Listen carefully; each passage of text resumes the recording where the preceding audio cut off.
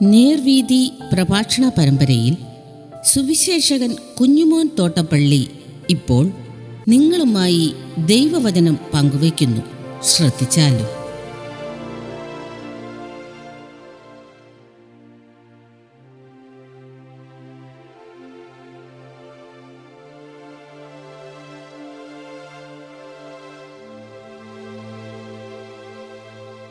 സ്വർഗത്തിൽ പേരെഴുതപ്പെടുക.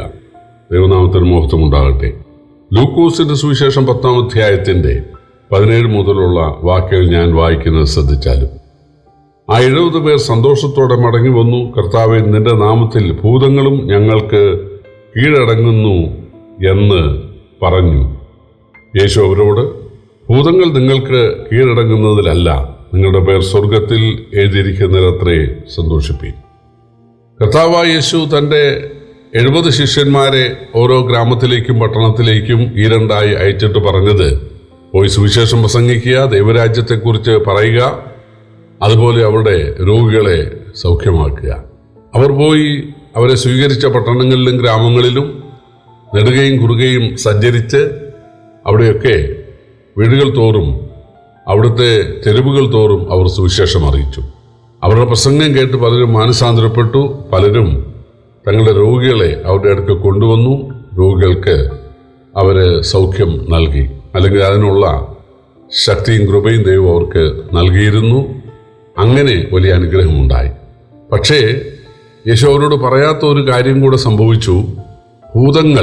ഭൂതബാധിതരായ ആളുകൾ അവർക്ക് കീഴടങ്ങി, അല്ലെങ്കിൽ ഭൂതബാധിതർക്ക് സൗഖ്യമുണ്ടായി. കർത്താവായ യേശുക്രിസ്തു മനുഷ്യാവതാരം ചെയ്ത കാലത്ത് പിശാചിന് വലിയ അസ്വസ്ഥതയുണ്ടായി. പിശാച് തൻ്റെ ദൂതന്മാരായ ഭൂതങ്ങളെ മനുഷ്യരിലേക്ക് അയക്കാനിടയായി. നമുക്കറിയാം, യേശു ഒരു ലഗ്യോനെ ബാധിച്ച മനുഷ്യന് സൗഖ്യം നൽകിയപ്പോൾ ലഗ്യോനിലുണ്ടായിരുന്ന ഭൂതങ്ങൾ പന്നികളിലേക്കാണ് പോയത്. ഈ ഭൂതങ്ങൾക്ക് ശരീരമില്ലാത്തത് കൊണ്ട്, അവർ ആത്മജീവികളായതുകൊണ്ട് അവർക്കൊരു മീഡിയം വേണം. ഏദൻ തോട്ടത്തിൽ ഒരു പാമ്പിലാണ് പ്രവേശിച്ചത്, പിന്നീട് പന്നിയിൽ പ്രവേശിച്ചത് നമുക്കറിയാം. അതുപോലെ യേശുവിൻ്റെ കാലത്ത് മനുഷ്യരിലും പ്രവേശിച്ച് വലിയ അസ്വസ്ഥതകൾ നാട്ടിൽ ഉണ്ടാക്കിയിരുന്നു. ഇവിടെ യേശുവിൻ്റെ അപ്പോസ്തലന്മാർ, അല്ലെങ്കിൽ യേശുവിൻ്റെ ശിഷ്യന്മാർ 70 പേര് പോയ സ്ഥലങ്ങളിൽ അവിടെയും ഈ പിശാചിൻ്റെ ആ ദേഷ്യം ചില മനുഷ്യരിലൂടെ, അതായത് പിശാച് ഭൂതം ബാധിച്ച മനുഷ്യരിലൂടെ വെളിപ്പെടുത്തി. പക്ഷേ ഈ ശിഷ്യന്മാർ ഭയപ്പെട്ടില്ല. അവർ അധികാരത്തോടെ ഭൂതങ്ങളെ ശാസിച്ചു. ഭൂതങ്ങൾ വിട്ടുപോയി. വളരെ സന്തോഷത്തോടെ അവർ വന്ന് പറയുകയാണ്, ഭൂതങ്ങൾ ഞങ്ങൾക്ക് കീഴടങ്ങി കർത്താവേ എന്ന്. യേശു പറയുകയാണ്, അത് നിങ്ങൾക്ക് ലഭിച്ച ഒരു കൃപാവരമാണ്, അതിൽ പ്രശംസിക്കുവാനായിട്ടൊന്നുമില്ല. നിങ്ങളിൽ വ്യാപരിക്കുന്ന പരിശുദ്ധാത്മാവ് നിങ്ങളെ അതിന് സഹായിച്ചു. പരിശുദ്ധാത്മാവ് ആണ് ആ പ്രവൃത്തി ചെയ്തത്. നിങ്ങൾക്ക് അതിൽ പ്രശംസിക്കാനൊന്നുമില്ല, കാരണം നാളെ അതുണ്ടാകണം എന്ന നിർബന്ധവുമില്ല. എന്നാൽ നിങ്ങളുടെ പേരുകൾ സ്വർഗത്തിൽ എഴുതിയിരിക്കുന്നു, അതൊരിക്കലും മായുകയില്ല. നിങ്ങൾ ആരായിരിക്കുന്നു എന്നുള്ളതാണ് ഏറ്റവും വലിയത്, അല്ലാതെ നിങ്ങൾ എന്ത് ചെയ്തു എന്നുള്ളതല്ല. ഇത് മനുഷ്യർക്ക് മനസ്സിലാകാത്ത ഒരു കാര്യമാണ്. ഇന്ന് ലോകത്തിലെ ബഹുഭൂരിപക്ഷം ആളുകളും പ്രശംസിക്കുന്നത്, ഞങ്ങൾ പാവങ്ങളെ സഹായിക്കുന്നു, സാമൂഹിക പ്രവർത്തനങ്ങൾ ചെയ്യുന്നു, ഞങ്ങൾ പൊതുജനത്തിന് വേണ്ടി വഴിയെ, റോഡ്, പിന്നെ അതുപോലെ പാലമേ, വൈദ്യുതിയെ, അതുപോലെ അവർക്ക് വീടുകൾ, വിദ്യാഭ്യാസമേ, ഇലക്ട്രിസിറ്റിയെ, അവർക്ക് വൈദ്യസഹായങ്ങൾ, ഇതെല്ലാം ചെയ്യുന്നത് കൊണ്ട് അങ്ങനെയൊക്കെ ചെയ്യുന്ന ആളുകൾക്ക് സ്വർഗം കിട്ടുമെന്നാണ് അവർ വിചാരിക്കുന്നത്. എന്നാൽ യേശുവോട് പറയുകയാണ്, നിങ്ങൾ ചെയ്യുന്നതിൻ്റെ അടിസ്ഥാനത്തിലല്ല, നിങ്ങൾ എന്തൊക്കെ ചെയ്തു എന്നുള്ളതിൻ്റെ അടിസ്ഥാനത്തിലല്ല, മറിച്ച് നിങ്ങൾ ആരായിരിക്കുന്നു എന്നുള്ളതിൻ്റെ അടിസ്ഥാനത്തിലാണ് സ്വർഗം.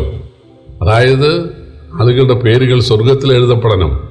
അത് പഞ്ചായത്തിൽ മെമ്പർമാരുടെ ആ ലിസ്റ്റിൽ വന്നതുകൊണ്ടായില്ല, അത് നിയമസഭാ സാമാജികരുടെ ലിസ്റ്റിൽ വന്നതുകൊണ്ടും ആയില്ല, അത് പൊതുപ്രവർത്തകരുടെ ലിസ്റ്റിൽ വന്നതുകൊണ്ടും ആയില്ല, അത് മതത്തിൻ്റെ അനുയായികളുടെ ആ ലിസ്റ്റിൽ വന്നതുകൊണ്ടും ആയില്ല, മറിച്ച് സ്വർഗത്തിൽ നമ്മുടെ പേരുകൾ ഉണ്ടാകണം.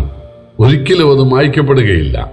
യേശുവിനെ കൈക്കൊണ്ട് യേശുവിനെ ദൈവമായി രക്ഷിതാവായി സ്വീകരിക്കുന്ന, ദൈവം ഒരുക്കിയ ഏകരക്ഷാമാർഗമായി സ്വീകരിക്കുന്ന, അംഗീകരിക്കുന്ന, അത് ഏറ്റുപറയുന്ന ആളുകളുടെ പേരുകളാണ് സ്വർഗത്തിൽ എഴുതുന്നത്.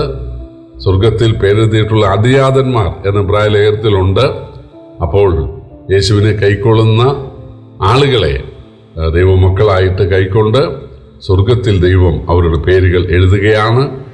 മക്കളായാൽ പിന്നെ മകളല്ലാതാകാൻ സാധിക്കുകയില്ല. ഒരപ്പനല്ലാതാകാനോ മകനല്ലാതാകാനോ സാധിക്കുകയില്ല. അതൊരു ജീവൽ ബന്ധമാണ്, പിരിയാ ബന്ധമാണ്. അതാണ് യേശു പറയുന്നത്, നിങ്ങളുടെ പേരുകൾ സ്വർഗത്തിൽ എഴുതിയിരിക്കുന്നതിൽ സന്തോഷിപ്പീൻ.